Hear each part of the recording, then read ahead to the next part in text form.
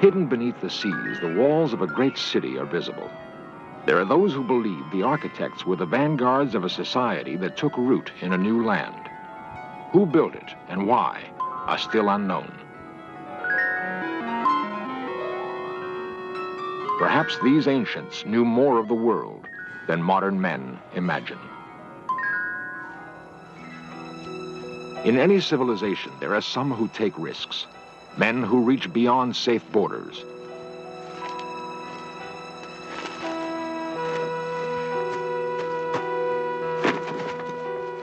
The passing of adventurers may be signaled by structures on the land, marks in the earth, ciphers in stone, like the curious ruin on a bleak New Hampshire hilltop. It is called Mystery Hill. Who built it and why?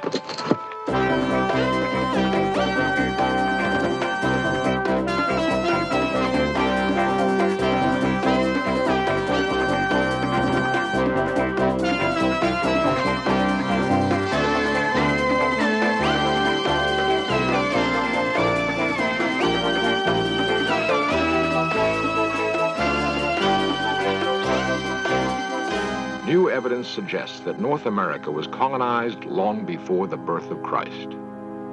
Who were the colonists? How did they come to this wilderness?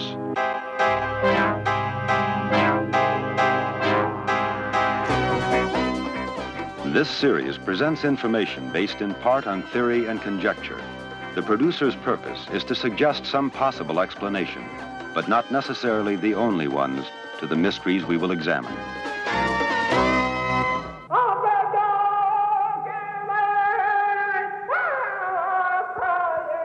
The legends of Native Americans tell of the first men who came into the world.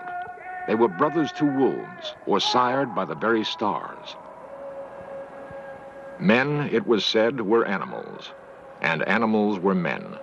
And that is how the Indians saw their own beginnings. Beyond Indian legend, we really know very little of those first men. Time and again, we find marks of their passing.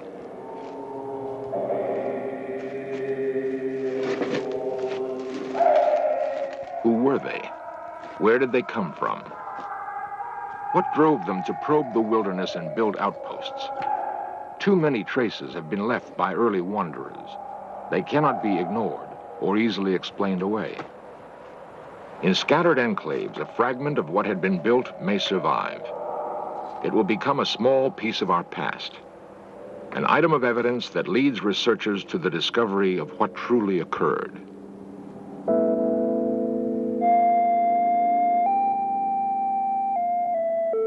When 17th century Europeans colonized what is now New Hampshire, they found that someone had been there before them. At the time, no one thought much about the stone ruin near New Salem. They called the curious stone structure Mystery Hill and let it go at that. Mysterious it was, totally unlike anything else the Europeans would encounter in their settlement of North America. It would not be until 300 years had passed that investigators would begin to solve the riddle of Mystery Hill. Their research would challenge some cherished ideas about the past. It's easier to cling to traditional beliefs than accept the possibility that we really know very little about our past. But if new ideas are sometimes uncomfortable, they can also be exciting. In the past year, evidence has been uncovered which suggests that there was a highly civilized presence on the shores of America thousands of years ago. The land called America was not devoid of people when the Europeans came. Europeans called the natives savages. The natives called themselves Ottawa and Cree, Mohawk and Seminole, Dakota, Pawnee, and Kiowa. They were as unprepared to meet Europeans as the settlers were to understand them.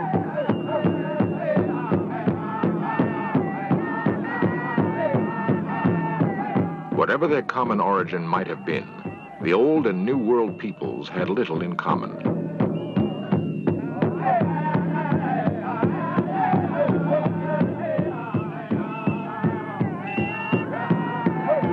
For the most part, the American Indian was still in the Stone Age. They revered their physical environment and lived close to it. They built lightly on the land, and although they banded together into great nations of hunters and warriors, their cities had no more lasting impact than a carpet of bright leaves in an autumn forest.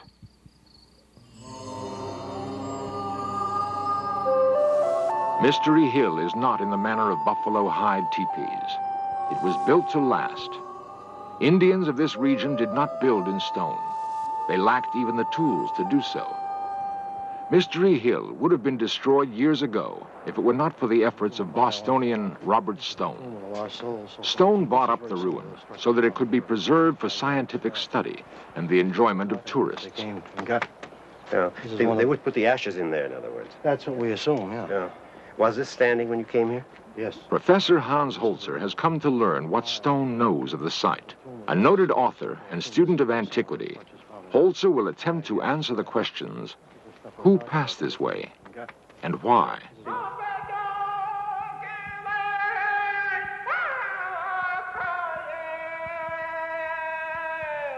The American Southwest is an arid land. Its native inhabitants found it difficult to scratch out a hold here. They built cities of mud brick, backed against cliffs for protection.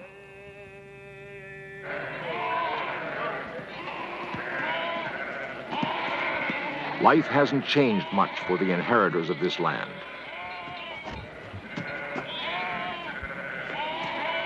Outside of the few big cities of the Southwest, men still herd livestock and try to wrench a living from the dry soil. Theirs is a rich heritage, nevertheless. We know the Pueblo Indians by their etchings in stone. Their cliff-bound apartments showed thoughtful design and careful execution. But brick is not stone. The techniques used to build the Pueblos did not build Mystery Hill. Hans Holzer and Robert Stone can find little that Mystery Hill has in common with the Pueblos of the Southwest. Its architects must have come from another place, another culture. In the Medicine Bow Mountains of Wyoming can be found another curiosity in stone. It is called the Medicine Wheel. Mantled by snow much of the year, the geometric arrangement of rocks puzzled Western travelers for a long time. Most investigators are now agreed that the wheel was an Indian calendar.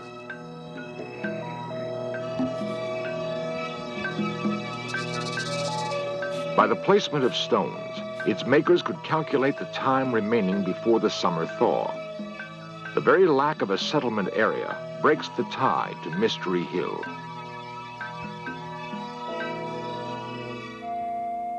The long central lane at Mystery Hill is reminiscent of some walled-in streets of ancient Europe. And where does the lane end? At a large central structure Professor Holzer has reason to believe was a temple. Again, a slender thread which may link Mystery Hill to the great cities of ancient Europe.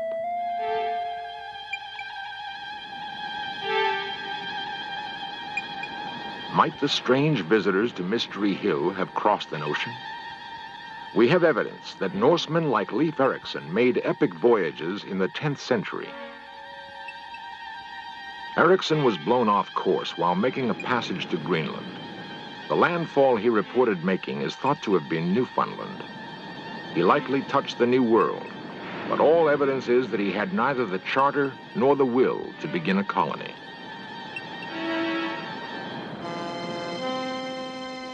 "500 years later, the Spaniards and the Portuguese would supplant the Norsemen as explorers of the sea. A leading navigator of the day was Christopher Columbus, who convinced the Spanish throne he could sail west to India.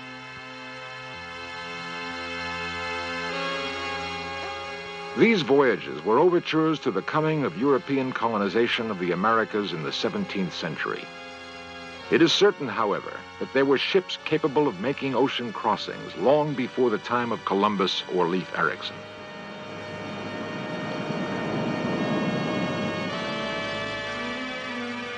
Did the strange visitors who built Mystery Hill arrive by ship from the east?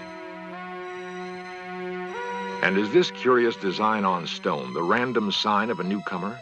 Or is it the hull of a forgotten ship that turned its bow into the unknown centuries ago?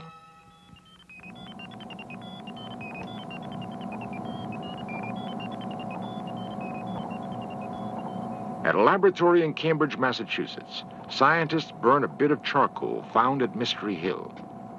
Charcoal is largely carbon, and carbon contains minute quantities of radioactive material.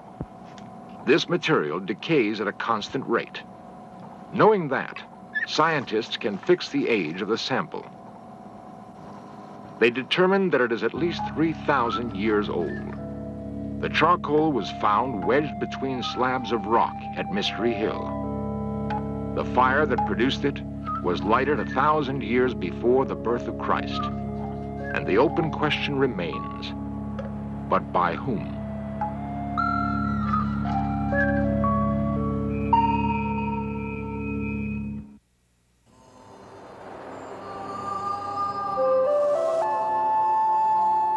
Mystery Hill, New Hampshire could not have been more aptly named. Its origins have puzzled men for centuries. Curator Osborne Stone is sure of one thing, however. The architects of Mystery Hill had an impressive knowledge of astronomy. We're standing in the astronomical center of the site, and if you want a view to the true north, you'll see a large standing monolith out here. It's composed of 5 stones, one missing that dates the site. Over to the east of us, we have a strange stone that's been on the wall for centuries that marks a summer sunrise. Now, if we look around to the southwest, we see the winter sunset stone. That was the first one that was found and kicked off this investigation. Stones that may have helped the strange visitors plot the seasons. They are substantial clues to the identity of the original Mystery Hill architects. The cultivation of expression. On the Salisbury Plain in England broods a more familiar example of the kind of time-keeping function monoliths appear to have had for the ancients. To this day, some who call themselves Druids gather at Stonehenge to mark the longest day of the year. It is believed that long centuries ago, Druids offered up human sacrifice as part of their seasonal rituals. Sacrifice may have been part of the firmament at Mystery Hill also. That's the viewing position for the sacrificial table I was telling you about. You were asking me about the oracle tube. That's right. It comes out from the oracle chamber underneath. Stone points out a polished slab of rock.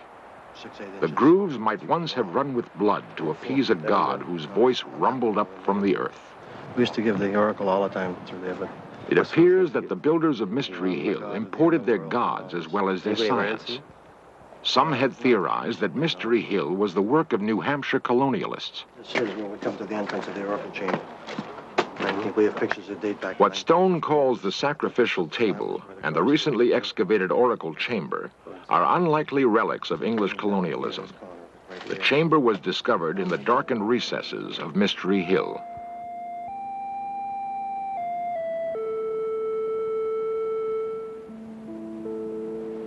Professor Holzer has seen similar sacred grottos before, complete with speaking tubes to humble the faithful.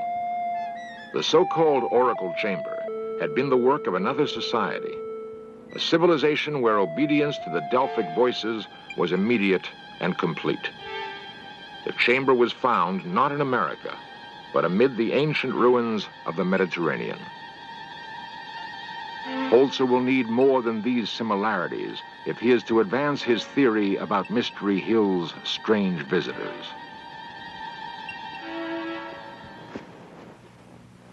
Harvard archaeologist Barry Fell has spent years studying inscriptions and drawings from Mystery Hill and other unexplained ruins in North America. Now, what about some of these inscriptions that have been found? What do they indicate in terms of people's presences in this area? Where are they from? Well, they really tell us that America in ancient times was a melting pot of the races of Europe, just as it is today. Same peoples from all parts of Europe and North Africa, living together, even speaking their own languages side by side, and writing their own inscriptions and their own writing systems. What people came here? Basques from Portugal, Celts from Spain and Portugal, Phoenicians from Carthage and probably from Phoenicia itself in Syria, and ancient Egyptian traders too. Why do you think these people came here? Probably initially by accident. Fishermen, you know, the Portuguese people are wonderful deep-sea fishermen, and inevitably a fisherman is going to be blown away from land in a storm. A fisherman knows how to look after himself when he's blown out to sea, and in modern times, very long voyages have been performed that way. So initially accidentally, later deliberately. Portugal's dorymen still ply the Atlantic in the kind of small but sturdy craft they've apparently used for centuries. That the ancestors of these fishermen were skilled sailors, few could dispute. Holzer doubts that a fisherman blown off course would attempt to build a city. He and Fell pursue another line. In other words, there's no doubt in your mind that ancient people from the Mediterranean area came and settled in New England, among other places. No doubt at all. They probably settled all that part of North America that could be reached by ship. That is to say, the whole Mississippi Valley and the branches of the Mississippi. The Mediterranean. At one time, Knossos was her capital, a jewel-like city on the island of Crete. All that's left now are the weather-worn ruins of graceful temples, courtyards, and apartments.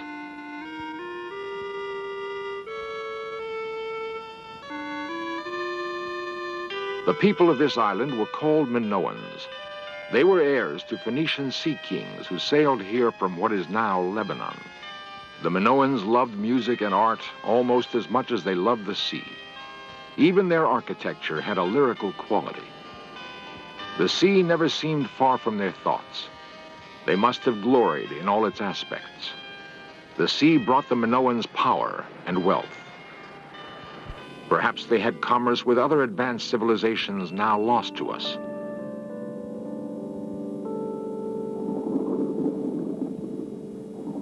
History records that there were catastrophic earthquakes in the Mediterranean basin around 1600 BC. Knossos was by then Queen City of the Mediterranean. She may have been a haven for the refugees of doomed civilizations. If so, the influx of new citizens must have created pressure for expansion. The Minoans already had colonies on the north coast of Africa, and recent evidence discovered underwater in the Caribbean suggests that they had traveled to the Americas. It is nevertheless a radical theory that sailors from a Bronze Age culture could have dispatched the first strange visitors to the New World. Professor Fell, how do your colleagues at Harvard feel about these amazing discoveries you've made? Very mixed feelings. My closest colleagues, who of course support my work and assist me in it, have very positive feelings, and some other colleagues, more particularly concerned with traditional aspects of archaeology, so far have not supported my opinions. Well, how did the ancient Phoenicians get here? They had ships, Dr. Halser, better than those available to Columbus. Here is a carving of the hull of one of them that we found at Mount Hope, Rhode Island. We have one other carving from another part of North America. And then the fact that they made the voyages is sufficiently plain from the inscriptions that they left en route. The inscriptions Professor Fell refers to are found in abundance at Mystery Hill, if one knows what to look for.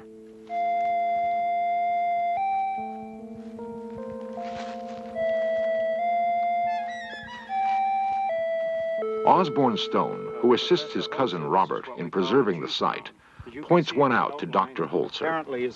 It has come to be called the G stone. Holzer reads much more than a G on the weathered rock. To me, there's no question that this was written by people who spoke the ancient Phoenician language and used the Phoenician alphabet. The origin of this inscription is in the area of Phoenicia and the island of Crete, the Minoan culture, where Phoenician people settled and then became the Minoan people. Professor Holzer has found his answer to the puzzle of Mystery Hill. From a small island in the Mediterranean to a hilltop in New Hampshire, It must have been an incredible journey. Everything feels right and seems to fit. The style of masonry is the same. The walled lanes are common to Knossos. One could almost imagine being on Crete if it weren't for the Yankee accents and pine trees.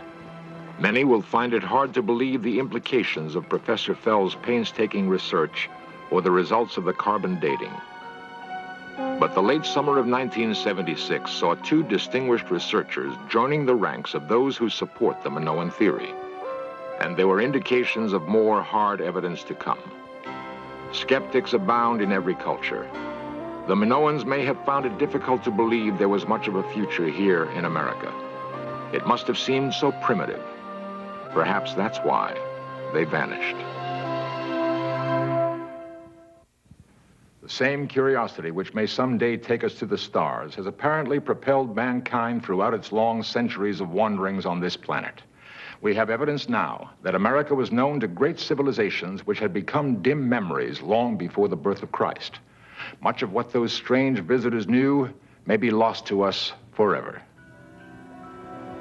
The coast of America we thought of as pristine until the 15th century may have in fact been a thriving outpost of ancient commerce and exploration. We can only guess. The record of Mystery Hill was ignored for hundreds of years.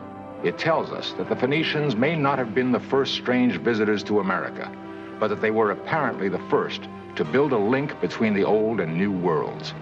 The link would be broken for reasons we cannot fathom yet. Centuries later, the old world would rediscover the new. This time, the link would hold.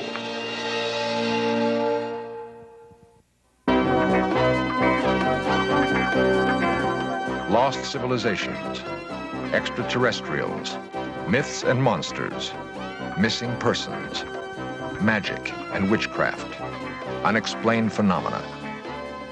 In search of cameras are traveling the world, seeking out these great mysteries.